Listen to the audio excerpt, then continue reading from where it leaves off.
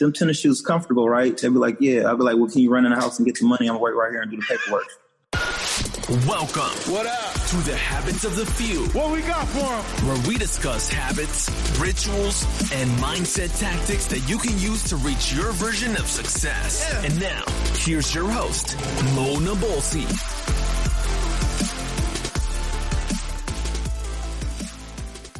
Welcome, everybody, to the Habits of the Few. My name is Mona Bolsi. Thank you for being here today. Today, I got an incredible guest, Mr. Kenny Brooks, the comedian salesman, the door-to-door salesman, the guy that incredibly went viral, over 300 million views and counting. You may have seen him, Instagram, YouTube, what have you. This man is hilarious. Not to mention an incredibly savvy, smart, intellectual salesperson. This guy has his training courses. He's an entrepreneur. He's been doing this since day one. So please, sit back, relax, grab your cup of tea, and enjoy the show. You are in for a lot of laughs. It's funny how you're, and we're going to get into your backstory, but it's interesting to see that you come from a sales background, but you were able to attach comedy to it. Right. Sell. Yeah. Like insanely. How long did it take you to kind of come up with your material? Was it years? Was it months? Was it something that you refined, or you just always kind of had it? Well, like when I first got into sales, like I just like it. I had to find like what worked for me, and I noticed like being funny was like it was like the best of both worlds, because like a lot of people, like when you go to the door, sound like the clear-eyed dude, and you dry, you don't have enthusiasm. Like it's like. You know, you ever stayed up at night watching infomercials or like flicking through the TV to see what's interesting? That's how I feel like when I was going door to door. Like I had to read people and I had to win people over. But when I first started, I didn't use personality. I wanted to see like what worked. But I started pushing product first, and I noticed when I wouldn't be in myself, I was like, that's not really working. And I knew I was the funny kid, and I knew that I knew how to like make friends. And then what happened was that I started reading a lot of sales books. Like I read like How to Win Friends, Influence People by Dale Carnegie, Rich Dad, Poor Dad by Robert Kiyosaki. I just started reading a lot of books. And then I noticed the majority of the books, you know, great minds think alike. They all talked about the same thing. Like you got to sell personality, all the way from Zig Ziglar, closing of a sale and see you at the top. They always said they use personality as like you sell the sizzle and then they going to buy the steak. So once that tapped in, I said, ooh, I got it. So I started like writing down one-liners. I started like writing down different approaches that was funny, like icebreakers, you know what I mean? Because I knew that it was 4 steps to a sales talk. I knew you had to have an approach, and then you have to have an introduction, and then you demonstrate your product, and then you close them. But I knew that I had to be funny just to like break the ice with people. So I had like over like 500 different one-liners to break the ice, you know what I'm saying? And then like I even had one-liners for objections. Like when they give me an objection, I was funny on that. So they didn't even look at me as a salesperson. They was like, this guy just entertained. I just want to sit here and listen to him. I had so many of my customers, they just bought. They didn't even know what they was buying. You know what I mean? That's when I knew that I still like, I was not gonna, because like I used to tell, this is like one of my favorite jokes. I used to be like, because we traveled state to state, and I used to tell them, like, they'd be like, well, can you come back? I'd be like, well, we only come once a year, like my father. And we really would come back the next year. And when I come back to the same customers that I sold the previous year, and they had like dust on the product, they didn't even open it. They'd be like, man, I forgot I even bought this from you because you were so funny. I didn't even know what I was buying. You know what I mean? So I was like, dang, that's amazing. Yep. So that is amazing. That's so funny. I've seen your bits. I've seen your, I call it dynamic stand-up. Right. Because that's what I think it is. And I'm a big comedy fan. Have you done stand-up, like specific stand-up? Yeah. I did stand-up, and I moved to LA, and then I started doing stand-up at like the Comedy Store. That's Pauly Shore. His family owned that. And then I opened up for Fluffy at the Ha Ha Cafe. I started just going to like a lot of open mics. I was like around like a lot of like big names that they was like teaching me, because they was like I got the niche, but I gotta like make stories. I gotta tell stories so I can win a crowd over. But the hardest thing was to go to open mics and try to make other comedians laugh, because it's like competition, because you can't really make them laugh because then they feel like that you better than them. You know what I'm saying? So it was like a hard bargain. You know what I'm saying? So once I started, like I became a headliner for one show, and then I had a real audience. That's when I was like, okay, I know what to do now. You know what I'm saying? But yeah, I did stand up for probably like 8 months. I hear that they may be closing the Comedy Store, which is a big bummer. Yeah, I don't really know. I wasn't there. I only went there like a couple times. I went there like 3 or 4 times. My manager took me one time just to like my first time going. I went there to really like to do my homework, you know what I'm saying, to study the craft. So I went there. It was like 5 different comedians. It was like Louis C.K. was there, Bill Burr, Jeff Ross, Donnell Rollins. I just was listening to they bit, you know what I'm saying, to see how they tell stories. And then I went for an open mic. And then I went to a Kill Tony event. And then after that, that's when they had booked me, because after the Kill Tony, I went to Kill Tony, but we had to sign our name on a list for open mic. And when I went to the open mic, a lot of comedians was there, and they actually had, they told the manager there, they was like, look, man, we need to get him to do like a headliner because he's pretty funny. And they already knew me from my video. So then they had me open up for Fluffy. So that was kind of awesome. I mean, to be at the Comedy Store, I think that place is legendary. So that's such an incredible experience. Yeah, everybody done been there, all the way from Chris Rock to Dave Chappelle to Jim Carrey to everybody. Chappelle goes there all the time just to shoot the shit. You know, love to catch him one of these days. So who's your inspiration for comedy? I got a lot of. I grew up like listening to like Rodney Dangerfield, Jim Carrey, to all the way to like Martin Lawrence. I like Bernie Mac, Chris Rock, Chris Tucker. It's a lot of Richard Pryor, Eddie Murphy. I got a lot of them, but like who stand out, who I always want to meet right now is Kevin Hart. I think he's killing it. Like, you know what I'm saying? He like my inspiration right now because like number one, he like a hustler. He just he always working. He worked 8 days a week, and like I know a story how he like really like from where he came from. You know what I'm saying? And that's how I was like. Yeah, he came from nothing to something. So his inspiration and just how he be hustling, he like, you know what I'm saying, to hustle hard, and how he just keep going, and he like killing it. He like the #1 comedian right now. So totally. Yes. So do you see yourself like, is your goal to be like a stand-up comedian, getting your hand into everything comedy, whether it be movies, feature films, what have you, or are you trying to go like because right now you're creating a sales course? Or you just my brand is door-to-door comedian, like, or funny salesman. So it's like the best of the both worlds. Like, I know how to teach and train off sales, and then I know comedy too. You know what I'm saying? I do comedy too. So whichever work. Like, that's why I said that it's like it's nothing out there. You're like an entrepreneur. It's different because like you got people that's strictly doing just sales that's not funny, and you got comedians that's strictly doing comedy that's not selling. But I feel like they selling too, because anytime you can sell like Kevin Hart sell out arenas, you know what I'm saying? He's getting 20,000 people, 30,000. He's selling out football stadiums, you know what I'm saying? But like that's why I said my goal is I want to train my goal is I want to like start like a Kenny Brooks School of Hard Knock, you know what I'm saying? Like where I can train and teach people like where I came from. Like I started off doing door to door. Now I'm breaking into Hollywood, you know what I'm saying? Like I just wrote a television show, because I did door-to-door for like 10 years, and I got different episodes. One called The N-Word, where I worked the racist area in Coeur d'Alene, Idaho. They didn't like black people, and I wrote my quote out there. I knocked on the lady door. She was like, "Get off my porch, nigga." I was like, "Well, that nigga owe me $5." She started laughing. I ended up selling her. You know what I'm saying? And then I got another episode called Suicide. When I was on the Brad Leah podcast, I was telling them how this lady almost killed herself, and I won her over with my personality, and she ended up buying my product, and she was in the middle. I'm talking about, I knocked on her door. She had a 38 special on the table about to blow her brains out. And she came to the door rude and everything. And I'm thinking, like, if I was a new person, I didn't have any sales history, I probably would have rubbed her the wrong way, or I probably wouldn't have a positive mental attitude. I wouldn't have really looked at myself as she being a human being instead of being a customer. Because you got a lot of salespeople, when they try to sell someone, they not thinking about that customer salesperson relationship. They only thinking of they at the door with dollar signs. You know what I'm saying? Yep. You got to remember, like, as a salesperson going door to door, I was an uninvited guest. So the first thing I want to do is I wanted to sell them on loving me first. You know what I'm saying? Like, I'm not even gonna push the cleaner. I want to get to know this person. I want to break the ice. I want to have that customer salesperson relationship so they can trust me. So it come to find out, like, she was rude and I still was nice. I still had tact and diplomacy. I'm like,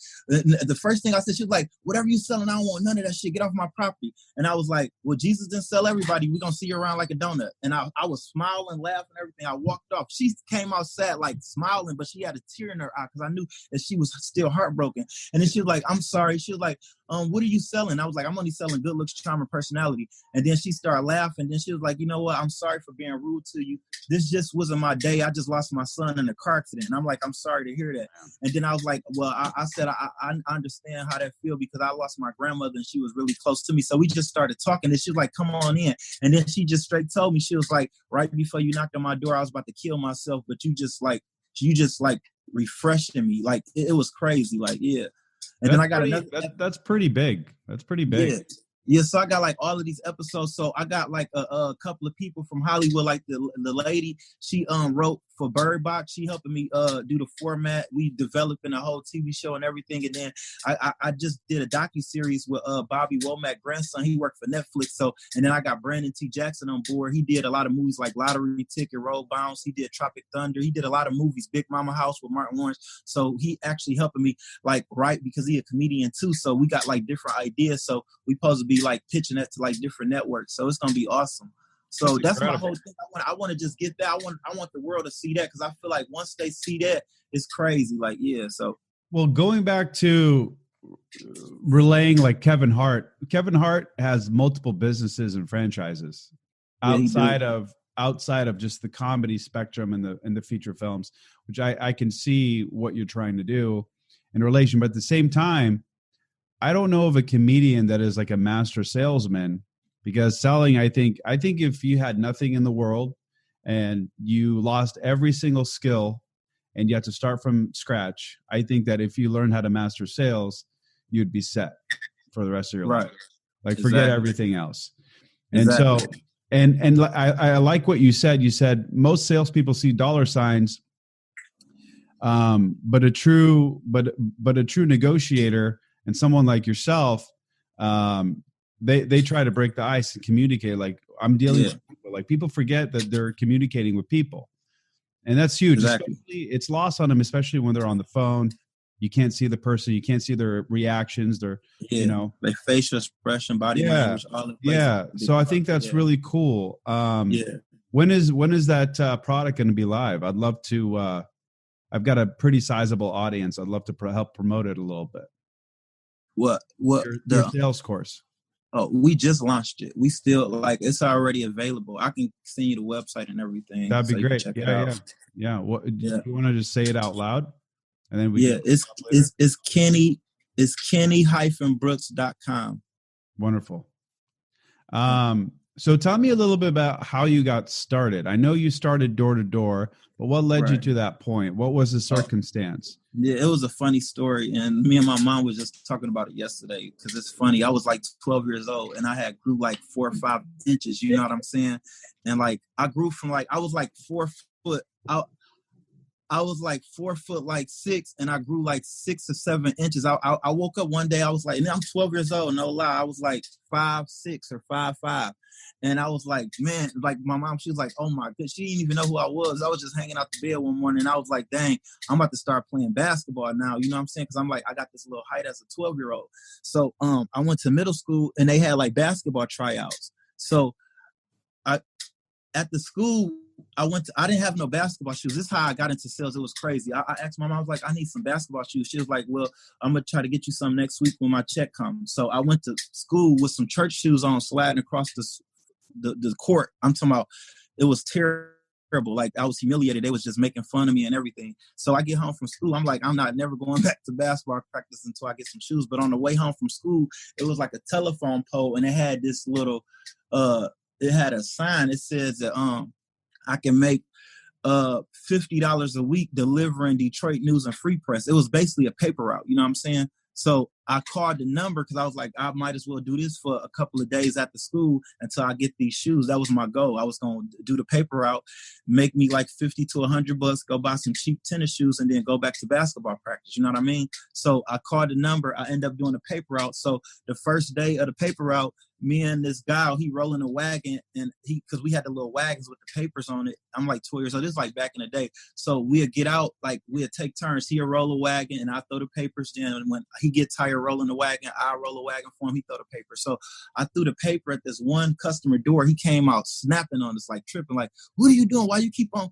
delivering me these papers? I canceled this subscription months ago. Y'all company is screwed up. And then I forgot exactly what I said, but I know it was something like this. I was like, can I ask you one quick question, sir? I was like, well, I apologize for the poor performance. If two of your kids was playing and one broke the glass, would you spank both of them? He was like, no. I was like, well, I'm sorry that you got to spank me for what somebody else did, but let me call my manager and see if we can get you a discount, and we can. And I promise you, like, I'm 12 years old saying all of this, and like the guy that's rolling the wheel, he looking at me like, what the hell? I'm like 12 years old, I promise. So anyway, like he excited now because the guy went from snapping on us to canceling his subscription to I just resold him on keeping a whole year subscription. You know what I'm saying? I just upgraded him like Beyonce. So now he like back positive and everything. So the guy go in, he tell a supervisor, he like, bro, he's like, this guy just closed this guy out and now he wanted to buy some more subscription. Everything, he got the money and everything. I'm 12 years old. So they moved me to a salesperson. So from the age of like 12 to 14, so I didn't even play basketball. I just fell in love with it because they made me a salesperson. But what happened was that they had me read a script where they were saying, hi, my name is Kenny Brooks. I'm working towards a college education. You can help by trying the Detroit News, a free press for 90 days, all this. And I'm like, this is not me. I don't like scripts. I was like, number one, I don't even like reading nothing because I feel in kindergarten because I couldn't scribble. So if it's longer than ketchup, I'm going to mess it up. So I had to come up with my own ideas. So I got the personality at like 12, 14 years old. The hustling part came when my mother put me out at the age of 18. Like when I graduated from high school, I was just sitting there, you know, like any other kid. If you just sitting there, you're not helping with no bills and you old enough to get a job and you don't want to get one, you got to go into the real world. So when I got in the real world, she kicked me out. I saw this ad that I can be a door-to-door salesperson. You know what I'm saying? Traveling. This was traveling, selling the cleaning product. So that's when I moved to LA, and then I did the traveling sales. So I did it from like 18 or 19 all the way to like 20. When I got on, when that video went viral, I was already in the game like 2 years. So what I learned selling the cleaning product was like techniques and like the hustling part. You know what I'm saying? The ambitious, the work ethics, because I already had the personality from like 12 to 14, as you can see. So that was nothing you could teach. That's why I heard like Rich Dad, Poor Dad by Robert Kiyosaki. He said that salespeople ain't born, they made. And I was like, well, I feel like they born because like, I remember as a little kid, we used to try to sell our parents like, oh, can I go play with my friends? And they'd be like, hey, y'all got to go in here. I'm doing excuse me, I'm talking to my sisters. Chief. You're fine. Yeah, okay, but anyway, so I remember as a little kid, we used to sell our parents like, oh, Mom, can I go play with my friends? She was like, no, you got to clean up your room. Then I come back like, well, I just cleaned up my room. I did my homework. So we selling right there. You see what I'm saying? Oh, yeah. So it started at an early age. So like, you know what I'm saying? I already had that in me.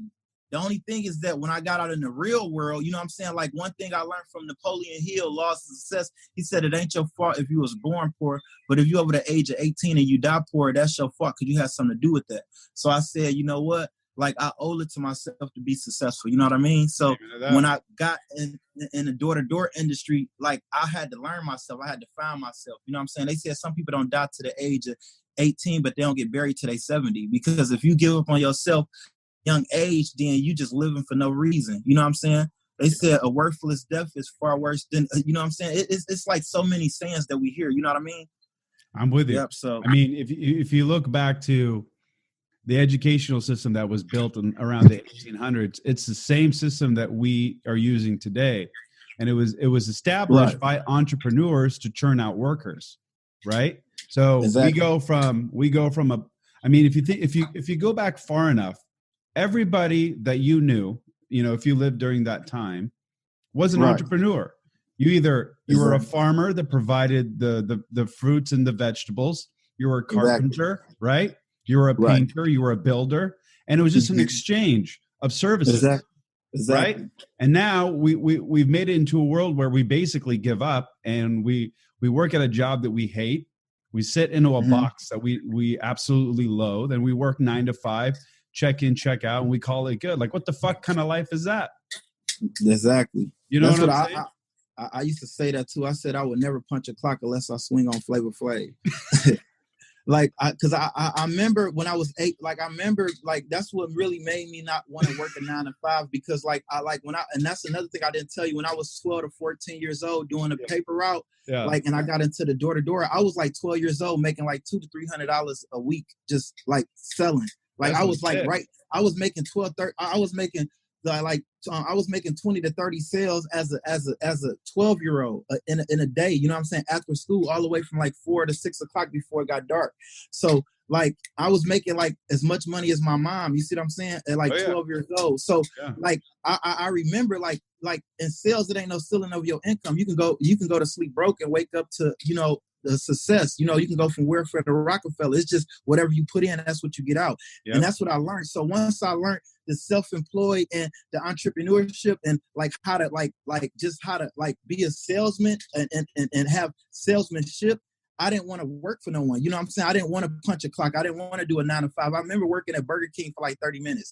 That's the most I worked at Burger King for like 30 minutes. I remember this one guy, he took more breaks than a Kit Kat and he'd get $9 an hour and I working my butt off and I get $9 an hour. That's just not fair. You see what I'm saying? Yeah. But in this industry, like whatever you put in, you get out. You know what I'm saying? So I used to work 8 days a week. I used to eat, sleep, and drink the business to make sure that I was on top of my game. You know what I'm saying? Because it's the 5 P's: proper preparation, prevent poor performance. So I know that I had to have everything lined up. You know what I'm saying? And then as a salesperson, like I used to tell like people when I trained them, I said, look, customers not having a meeting. They not having a neighborhood meeting. Like, would you go tell that salesperson tomorrow? Oh, I'm gonna tell them I'm not interested. Okay, let me write that down, Jenny. We go tell that person tomorrow. Oh, I ain't got no money. They not having meetings. So we used to be prepared. You know what I'm saying? We used to be 2 steps ahead of them. So, and that's what I used to tell my salespeople when I used to train them. I said that, look, you know what I'm saying? It's the 3 thing with sales is that it's easy. It's easy because like anybody can do it, even a dummy know the buck. I got a 13-year-old son right now. He loves sell. He reminds me of myself. He be selling every summer with me. You know what I'm saying? When I have my own company selling Do It Fluid, because I have my own product with my face on it, because Kevin Harrington from Shark Tank, he had reached out to me and he had basically invested in me to have my own product for my TV show. And we came out with my own cleaner called Do It Fluid, and we were supposed to do like a reality show with it. And I ended up like getting like I ended up getting it like made and everything, and I was selling it in Hawaii, and I used to fly my kids every summer and he used to sell with me. He was out selling like 20-30 bottles a day. And it's funny because I remember one story, like that's why I say as a little kid we just had this imagination and we got personality. Like you can't really teach this, you know what I'm saying? Because like even though he's my son, but I didn't teach him like how to be a salesperson. He came up with this on his own. Like it just was in his blood. You know what I'm saying? Like you can lead a horse to water, you can't make them drink it. Because I had like grown people working for me, and they really, like Zig Ziglar said, he said, as soon as people find a job, they quit looking for work. I'm like, here it is that I got grown people that really don't want to work because they influenced by social media. They always on their phone. They always trying to see what's on YouTube, what's on Instagram, what's on, you know what I'm saying, Facebook, instead of them putting in work. You know what I'm saying? And here it is, I got like a 13-year-old son.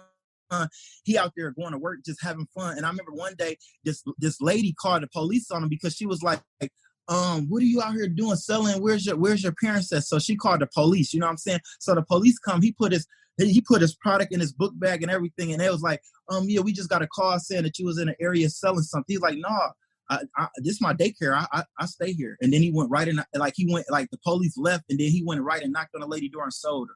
I'm like, that's crazy, because I would have never thought of nothing like that. You know what I'm saying? He just sold the police on that he was at daycare and he not selling nothing. As soon as they left, he ended up. And I'm like, it's crazy because I got grown people, when they get stopped by the police, they call me and be like, oh, I ain't working no more. The police harass me. You know what I'm saying? I'm like, that's crazy. And that's the thing. It's their belief system, right? And honestly, they just gave up. Like, so for example, with your son, you know, you instill that in him as an early age. He saw you doing it, right? And you were able to.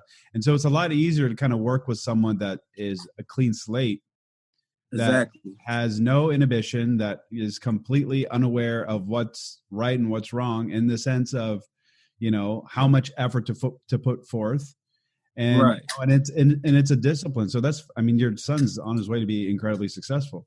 So what happened after your 20s? So you did this for about 10 years or so, 10 or 12 years. Right. Evolutionary step for you. I know where you're at now, building these businesses and these shows and whatnot. But what was the challenge? Like, okay, now you put in the work, you got information, you were able to really hone in your skill set. What was the next step? Right. Well, like, what did you do in your 20s?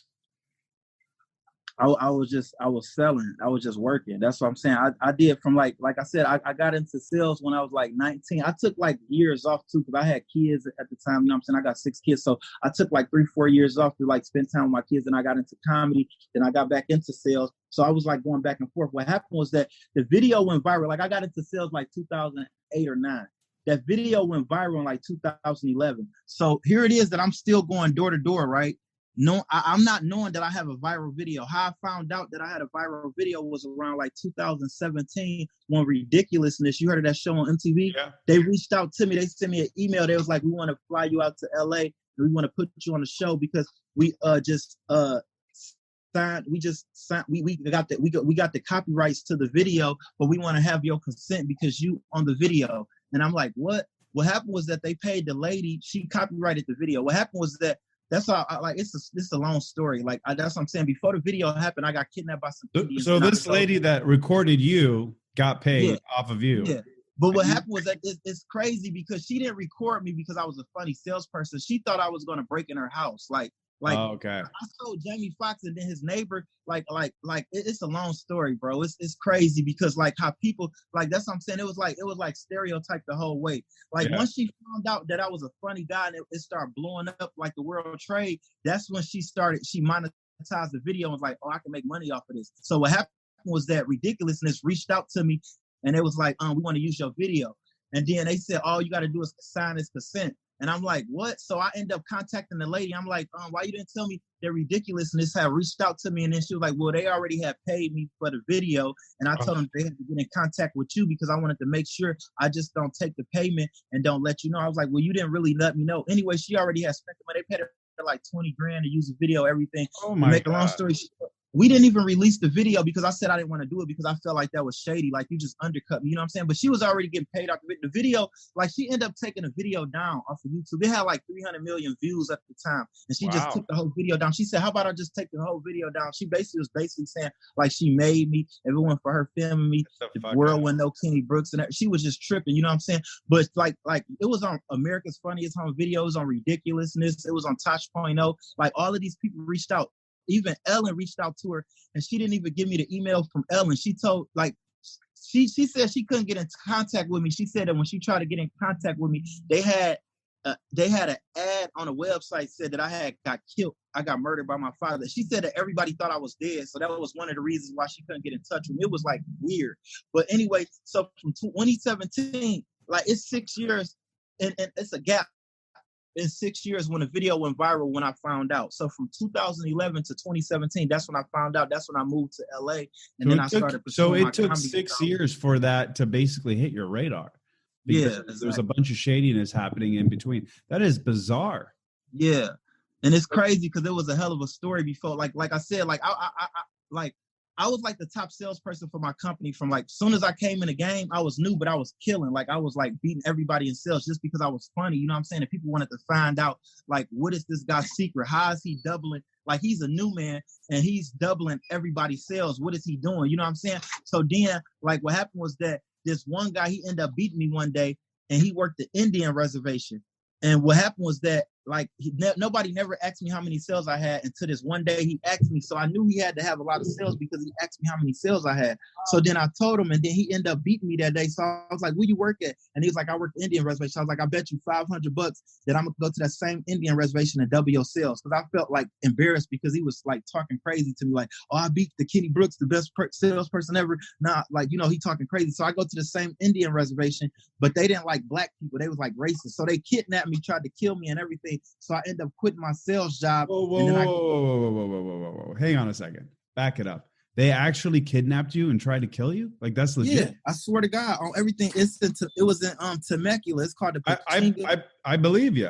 Yeah, but it wasn't like the Welcome to 7-Eleven Indians. It was like real Indian, like the Cherokee, and you know the Indians, like they own the casinos. They got the Indian reservation. Like we're not talking about like India Indians. We're not talking about like Gandhi, Native Americans, right? Yeah, Native, exactly. Yeah, but what happened was that Well, I was at the wrong place That's at the wrong crazy. time. Why would they be like racist? I wouldn't. Yeah, I'm gonna tell you exactly how it went. Okay, the first door I knocked on, right? Dude had like a gate. I opened his gate. I go knock on his door. He come out with a shotgun. He said, "Get off my porch before I blow your head off." I said, "All right, God bless you. Have a good day." So I leave, right? I go to the next door. As I'm going to the next door, he come out the house broad daylight with a shotgun following me. He said, "If you go to another door, I'm gonna fucking blow your head off." So now I jump on the phone to call my manager. I'm like, "Hey, look, you gotta come get me. This guy following me with a gun. I don't know what's going on." They laughing because they like, this Kenny Brooks, he never called about nobody following with a gun. He the top salesperson. So they think it's like the boy crowd wolf, because they saw me in a meet and make this $500 bet to this guy saying I'm gonna go to the same Indian reservation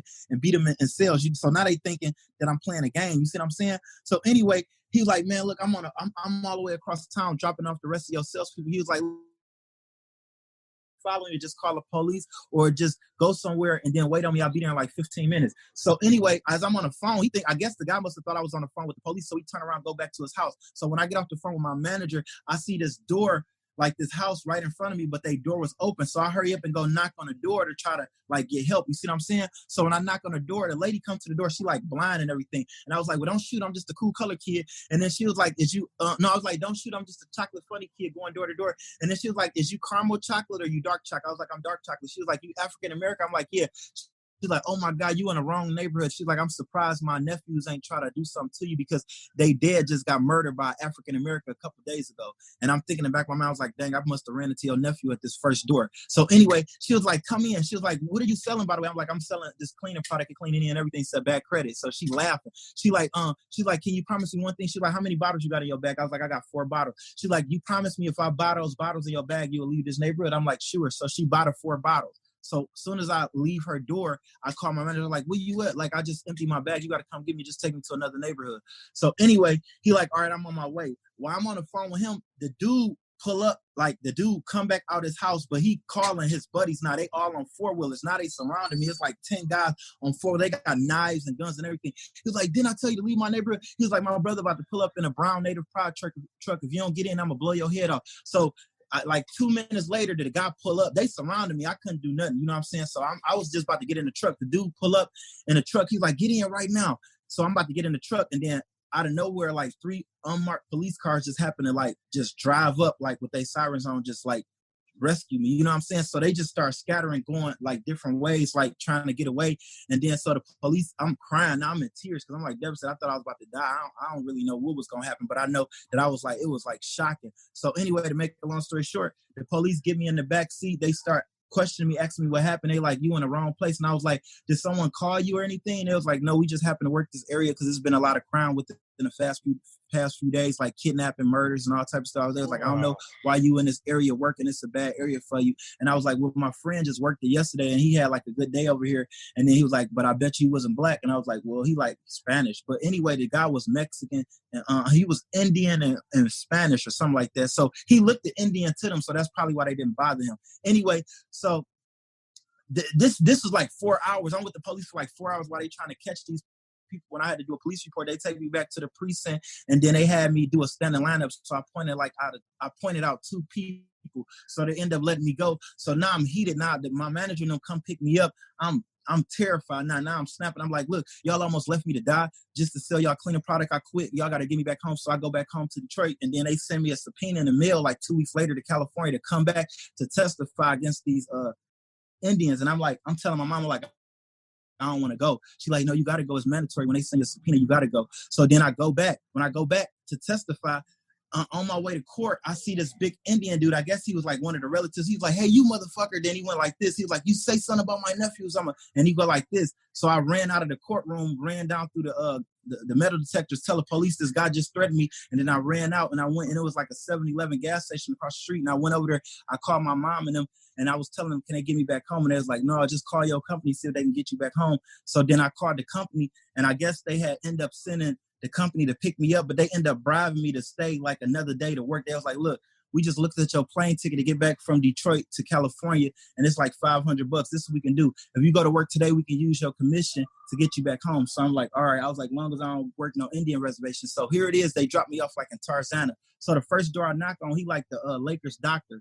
So he ended up buying like a bottle from me. And he was like, man, you pretty funny. You should do stand-up comedy. I was like, I do stand-up comedy. He's like, you know, Jamie Foxx stay across the street, right? I'm like, what? So then like I go across the street now. So like as I'm going across the street, I see like a Maybach pulling this gate. So I run up to the gate and the gate closed. And so my body my body must have like sensed the gate. So it started opening back up. So I'm walking through the gate. I'm thinking like, dang, I'm about to sell Jamie Foxx. So he talked on the intercom. He like, what are you doing? No trespassing. And I was like, oh, COD. And he was like, all right, 1 second. So he pull in his garage and he come back out on the golf cart.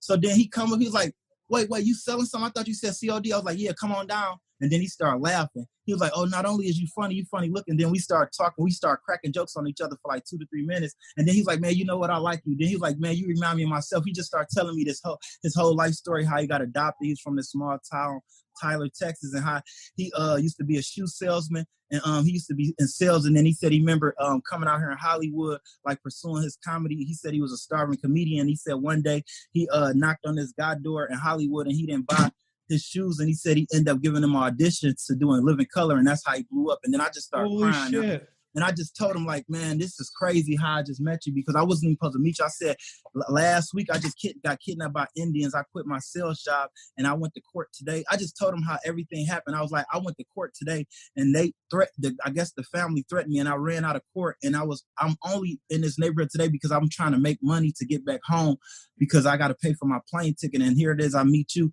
And then he just started talking to me and stuff. And then the next door I knock on, that's when the lady filmed me and the video blew up. That's what, like, I'm thinking Jamie Foxx called the lady because, like, the video you saw, like, when I was like, I'm gonna be quick like that's the video, like, that's Jamie Foxx neighborhood. So, like, a couple years later, I'm in Hollywood. I'm doing skits because they got skit parties out here in Hollywood and stuff. So I'm doing skit parties. Like, I'm doing content with, like, because King Botch be out here, Logan Paul, all of these big YouTubers and stuff. So I'm at this skit party with my friend Diamond. He be with, like, Blame It on Quay and a lot of these other people, like, he do, like, content with. And anyway, Jamie Foxx's nephew there. And I guess Diamond was explaining. He was like, man, didn't you say you sold Jamie Foxx? He was like, tell him about the story. So I started explaining him the story, how I sold Jamie Foxx. And then out of nowhere, he just picked up his phone. He was like, man, you know what? I'm about to call my uncle right now because he told me this story about this, like, funny salesman that he had encountered with. And then he was like, remember that story? So he on the phone with Jamie Foxx, FaceTime him. And then he put me on the phone with him. And I was like, man, I just want to thank you for calling your neighbor to filming me, because after she filmed me, that video blew up like the World Trade, and, like, it just changed my life. And then he was like, look, let me tell you something about how weird my neighborhood is. He was like, right after you had left my door, this lady had called me and said, Jamie, I just want to give you a heads up. It's this black suspicious guy walking through the neighborhood. He looked like he trying to break in people's houses. I just want to give you a heads. He's like, no, this is a funny guy that got personality. He aspiring comedian. He go door to door selling the cleaning product. I just bought some from him. Maybe you should open up your door and see what he got. He was like, that's the only reason why the lady opened the door with the camcorder, because she thought you was gonna break in her house. She didn't think you was a funny salesman or nothing. He was like, she only opened the door. That's why on the video you see, like, she zoomed in because she thinking, like, if I would have did some crime in that neighborhood, they had my information. Like, remember, she zoomed in on my badge, like, you know what I'm saying? She like, what's your name? You know, what you selling? So that way, if I was like a bad guy, you know what I'm saying? But come to find out, it was just that I was a good salesperson and the video blew up. So that's how that went. It was crazy. Yep. So what a tremendous story. Yeah. Yep. So that's a trip, man. Like, I will say you're an excellent storyteller. And I've always said that I think comedians are one of the most intelligent human beings on the face of the planet. I really do. I really believe that. Thank you. Like, because you have to be on stage. Oh, you're good. We'll wrap it up. I promise. Oh no, it's good. It's good. It's just kids. You know how kids is. They hard. I get it, man. My kids are constantly knocking on my. They be having young timers. I told my niece, I said, if you had a brain, you'd be dangerous. Yeah. So I think Eminem said that one of his songs. Right. I just think, the fact that you have to sell yourself and sell the story and then sell the audience all at the same time. That's a tough gig. Right. Yeah. That's a tough gig. Yeah. And be funny at the same time. That's true. Yeah. That's but only the best and the lightning stand out. So that's what it's all about. You know what I'm saying? You never know what you got until you just go ahead and do it. You know what I'm saying? Nothing beat a failure unless you try. So that's why I be telling people all you gotta do is hang in there like shingles and drywall, and then you'll come out with a good reward. You know what I'm saying? So One of my favorite stand-ups of all time was actually Jamie Foxx. I Might Need Security. I that's rewatched a classic. that over and over. Man, that was a classic. I swear to God, I love that one. Yeah. Yeah, that's crazy. He goes out, he starts singing. Oh, he's singing, what was that? What was that show? The Brady Bunch. It's all like romantic and shit. right. Yeah, that was funny. It's so funny. Oh man, listen, I appreciate your time. Where can people find you? Huh? My IG is funny. My IG is Funny Salesman. And then I got booking. It's kenny-brooks.com/booking. And then, like I said, I got my sales course, kenny-brooks.com. And then I'm on Facebook, Kenny Brooks. I got a fan page, Funny Salesman, Kenny Brooks. My IG is Funny Salesman. Twitter is The Real Kenny Brooks. Social media, and like my email is kbcomedian@gmail.com. So any one of those will work. Awesome. I appreciate it. I just started getting everything set up because people was like, man, you harder to catch than my ex-wife boyfriend. Because like when all of this was going on, I really didn't have social media. I didn't know how big social media was. So it's crazy. Yeah. No, it is, man. So I built up and this won't be on the show, but I built up my social medias at like hundreds of thousands. I think I had like 1 million, because I'm in the marketing space. Right. And so I built up my profiles, and like half of my stuff got hacked. My Instagram got hacked. My Twitter got hacked. I never got my Instagram back. I got my Twitter after like a year, but it like killed all of the momentum. So it's just like worthless. And then Facebook, I was able to get back. And then I just kind of not cared for a while. And then as you build your businesses and your influence and whatever, and like I started this podcast and it started getting momentum and people were wanting to look for me, it became like prevalent. Like I need to jump back on this stuff, you know? So it's a double-edged sword with social media, you know? Right. Yeah. But, it's a blessing, especially right now, or this is like the best time to have like, man, this is crazy. This is like the best time because some people need to be inspired. You got to put a smile on people's faces. You know what I'm saying? Tough times don't last. Tough people do. So if they got something to look forward to, you know what I'm saying, to move forward like Toyota, it's all a blessing. And I feel like that social media is like the number one thing that's like progressing right now, as of right now, especially how the world's shutting down and this coronavirus thing. You know what I'm saying? So yeah, like we need this right now. Oh, hell yeah. I 100%. Well, I hope you and your family stay healthy and hope this lockdown, I don't even know what's happening. It was supposed to be over and now it's not. Right. Yeah, same to you, man. I hope y'all stay safe. Well, you in New York, right? No. I'm in Portland, Oregon. Oh, damn, you in Oregon. Okay. Yeah, yep. West Coast. Right. Yeah. I'm originally from Beirut, though, Lebanon. Oh, for real? Yeah. Okay, that's what's up. Yep. I knew you was from somewhere. I saw that name. I'm like, dang, you got it. Like, yeah, man. That name unique. I was like, from the Middle East, man. Right. How you pronounce your name? I know Mo is first, right? Yeah. So my real name is Muhammad. I go by Mo. Okay. Yeah. Right. Okay. Yeah, I don't think I've been called Muhammad, and I don't even know. Right. But, yeah. But, it was a pleasure, man. This was fun. I'll be posting it. It'll be like on every podcast station and YouTube and Instagram, and I'll tag you. Okay. All right. Appreciate it, brother. It'll be fun, man. It was yes, a great sir. call. Yes, I wish you the utmost success, man. I truly believe I'm going to be watching you on a Netflix special here soon. Really excited. Yes, sir. Yeah. It's gonna be amazing, man. It's a lot of stuff that I got in the future that's coming up. I also just did I just did a TV show. It's called TT's Therapy too. Like, say that again. It's like TT's Therapy.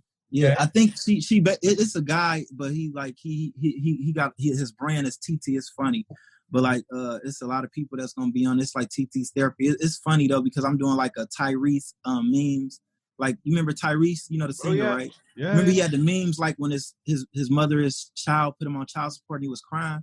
So I'm doing that whole memes over on the show. It's funny though. Like where are you gonna put the show on? What? Like that's what I'm saying. You got to stay tuned. I'm gonna keep you updated because I don't even know like all of this Corona, everything. It's that's what I said. A lot of stuff got shut down. So when I get more information, I'll let you know and everything. So just stay tuned.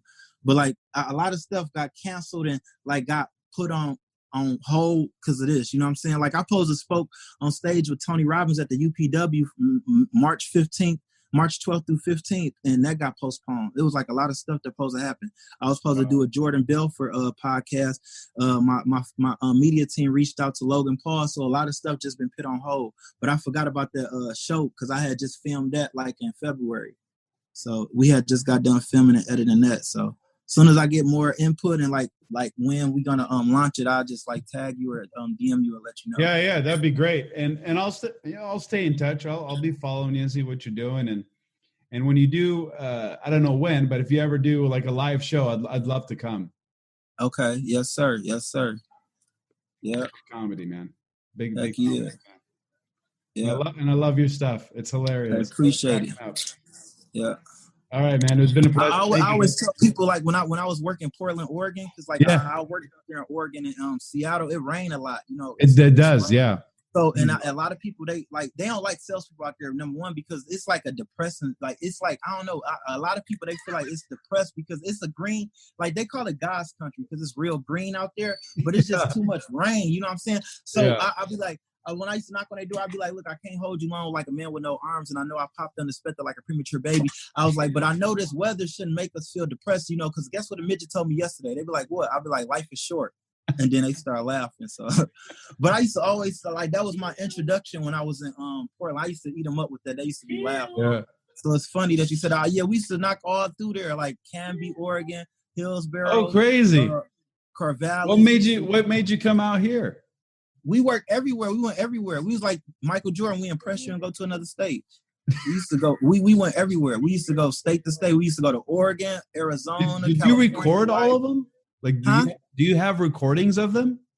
No, that's what I wish I would have did. Like I said, I just started my social media like 2017. Like I had like a YouTube show by now. Yeah, that's what I'm saying. I should have. That's why I wrote my episodes out. So in my episodes, I got like 12 episodes, but I got one episode in Seattle, Washington. I got another episode in Coeur d'Alene, Idaho. I got another episode in Portland. I got one in Portland, Oregon. I got one. It's called Kenny Approach. It's like Kenny Approach. When I knocked on the door and there was like 5 salespeople and they all was like not making sales. And then they knew that I was a YouTube guy, and they all went to the door with me. I had an alarm salesman, a meat salesman, a pest control. I had a real estate guy, and it was myself. And they all went to the door with me, and they writing down lines and stuff. And then they end up trying to recruit me. They went from recruiting me to me training them all at the door. That was in Portland. It's a true story. So all of my stories, it's funny because it really happened to me, but I made fun out of it. You see what I'm saying? Yeah. So like I'm telling you, it's gonna be crazy. But that's what I said. I wish I would. If I would have knew what I know now, then it would have been over with. Oh yeah, you'd have had like because I didn't start million subscribers. Media. Yeah, I didn't start social media till like 2017. I didn't know how big it was. Like I said, that video went viral 2011. So if I would have like even back then, it would have been crazy. So. Well, it's never too late. I would still build your YouTube channel. I mean, yeah, exactly. I know guys with only like 800,000 subscribers or 700,000 subscribers. They're making $100,000 a month passively. That's crazy. Yeah, that's crazy. But it's not. And then you've got guys like Logan Paul. That dude's probably making half they making like they said they making like $1 million a month or $1 million a month. Yeah, they killing. Yeah. Not including sponsorships, not including they brand deals and everything. Yeah. So I mean, there's no reason why you couldn't do that because your YouTube serves a purpose because you're an entertainer and you're a comedian, and then you've got the other aspects of sales that you tie into it. Like the thing is that people want to be entertained, and your shit already has been proven to blow up. Like you just got to package it. Yeah, exactly. Just be consistent, you know? Yeah. So, yeah. I mean, shit, look at Will Smith. He started a YouTube channel. Right. Yeah. You know what I'm saying? To the Will Smith at home. I was just watching some of his stuff. He's funny. Yeah, he's real funny. Yeah, he's super funny. Yeah, and that was creative too, because I saw that. I was like, dang, that was amazing how he did it right in his garage too. That was funny. Yeah, isn't that dope? Yeah, he got a studio and everything. I said, dang, this guy's creative right there. Yeah, in his DNA. Yeah, that's what it's all about, though. If you can do that, then you winning all the way around the board. So. Amen, man. Most people make excuses. They need this fancy camera and this, that. Yeah, exactly. Right. Yeah. You can do it from your phone. True. Yeah. Yeah. Wherever there's a will, there's a way. So. Amen. All right, brother. Enjoy the rest of the day. Man. You too, brother. Thanks, man. Appreciate it. Thank you, man. We'll stay in touch. Go to habitsofthefew.com.